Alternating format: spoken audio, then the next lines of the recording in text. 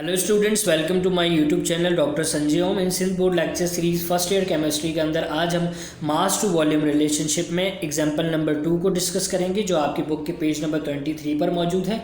सो lecture start करने से पहले मैं आपसे रिक्वेस्ट करूंगा कि काइंडली मेरे वीडियोस को लाइक किया करें अगर आपको पसंद आती है, और इसी के साथ साथ अपना फीडबैक ज़रूर दिया करें क्योंकि आपका फीडबैक मेरे लिए इंपॉर्टेंट है। आपके फीडबैक के बेस पे मैं अपने वीडियोज़ के अंदर चेंजेस ला सकता हूँ जो कि सबके लिए एक बेहतरी क्रिएट करेंगे। और इसी के साथ साथ अगर आपका दिल करे तो मेरे चैनल को सब्सक्राइब करें और अपने फ्रेंड्स के साथ भी शेयर करें। तो चलें एग्जाम्पल नंबर 2 को डिस्कस करते हैं। इससे पहले हम एग्जाम्पल नंबर 1 डिस्कस कर चुके हैं, और जैसे कि आप जानते हैं कि हम आज मास टू वॉल्यूम रिलेशनशिप को देख रहे हैं। तो मास टू वॉल्यूम रिलेशनशिप का क्या मतलब है कि आपको मास दे दिया जाएगा और आपको क्या फाइंड करना है, वॉल्यूम फाइंड करना है। अब प्रीवियस एग्जाम्पल जो एग्जाम्पल नंबर 1 थी उसमें जस्ट इतना फ़र्क था कि मास का मतलब होता है ग्राम में कोई चीज़ आपको दी गई है, और वॉल्यूम का मतलब होता है आप उसको डीएम क्यूब में कन्वर्ट करेंगे। सो प्रीवियस जो आपको एग्जांपल थी एग्जांपल नंबर 1, उसमें जो डेटा था उसमें क्या था कि आपको ग्राम में मतलब मास में कोई चीज़ दे दी जाती थी, आप उसको मोल में कन्वर्ट करते थे, और मोल में कन्वर्ट करने के बाद आप अपनी सारी कैलकुलेशन करते थे, और एट लास्ट उसको आप ग्राम में जो है मतलब डीएम क्यूब में जो है आंसर ले आते थे वॉल्यूम का। लेकिन यहाँ पर क्या है, यहाँ पे सिर्फ इतना सा फ़र्क है कि आप जब इस सवाल को सॉल्व करेंगे तो इस सवाल के अंदर आपको मास जो है वो ग्राम में नहीं दिया हुआ। उन्होंने क्या किया है कि मास को पहले से ही मोल में कन्वर्ट कर दिया है, मतलब आपका एक स्टेप जो है वो उन्होंने पहले से सॉल्व करके दे दिया। अब आपने उस मोल के थ्रू आगे जाकर डीएम क्यूब में कन्वर्जन करनी है और डीएम क्यूब को फाइंड करना है, मतलब वॉल्यूम हमें फाइंड करना है। अब हम सवाल की तरफ आते हैं तो देख सकते हैं कि आपके पास एक सवाल मौजूद है।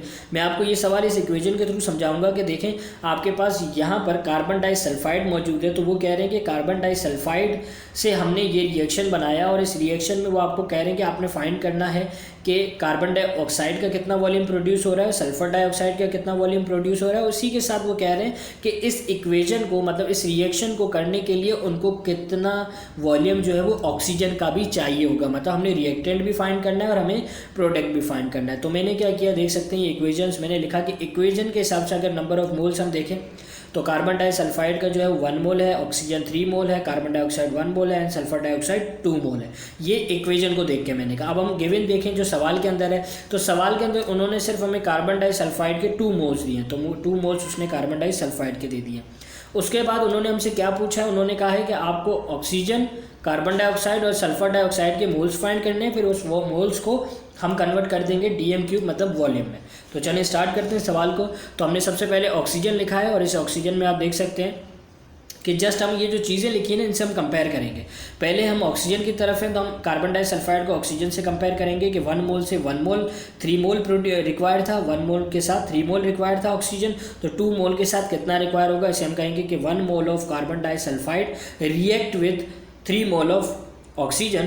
सो 2 मोल होगा तो कितने से रिएक्ट करेगा, देखें 3 को आप क्रॉस में मल्टीप्लाई कर देंगे 2 से, जो रहेगा उससे डिवाइड कर देंगे, तो 3 × 2 डिवाइड बाय 1 = 3 6 मोल आपके पास आंसर आ गया। अब ये 6 मोल में है, इसको आप डीएम क्यूब में कैसे कन्वर्ट करेंगे, आप इसको करेंगे 22.4 से मल्टीप्लाई, क्योंकि 22.4 जो है ये फिक्स वैल्यू कांस्टेंट है, आप इसको मल्टीप्लाई करेंगे और आपके पास आंसर डीएम क्यूब में आ जाएगा। इसके बाद कार्बन डाइऑक्साइड भी ऐसे ही होगा। अब देखें आपने क्या करना है, कार्बन डाइसल्फाइड को कार्बन डाइऑक्साइड से जो है वो आपने कंपेयर करना है। तो कैसे कर रहे हैं, आपने कहा कि 1 मोल से 1 मोल प्रोड्यूस हो रहा है, तो 2 मोल से कितना प्रोड्यूस होगा। सो 1 mole of carbon disulphide gives 1 mole of carbon dioxide. So 2 mole of carbon disulphide gives 1 को क्रॉस मल्टीप्लाई करें 2 से और डिवाइड कर दें 1 से, आंसर आया 2 मोल्स। इसको 22.4 से मल्टीप्लाई किया तो सिंपल आपके पास ये डीएम क्यूब में कन्वर्ट हो जाएगा। इसके बाद सल्फर डाइऑक्साइड की तरफ आते हैं। तो सल्फर डाइऑक्साइड सवाल में आपके पास 1 मोल था, उससे हमें मिल रहा था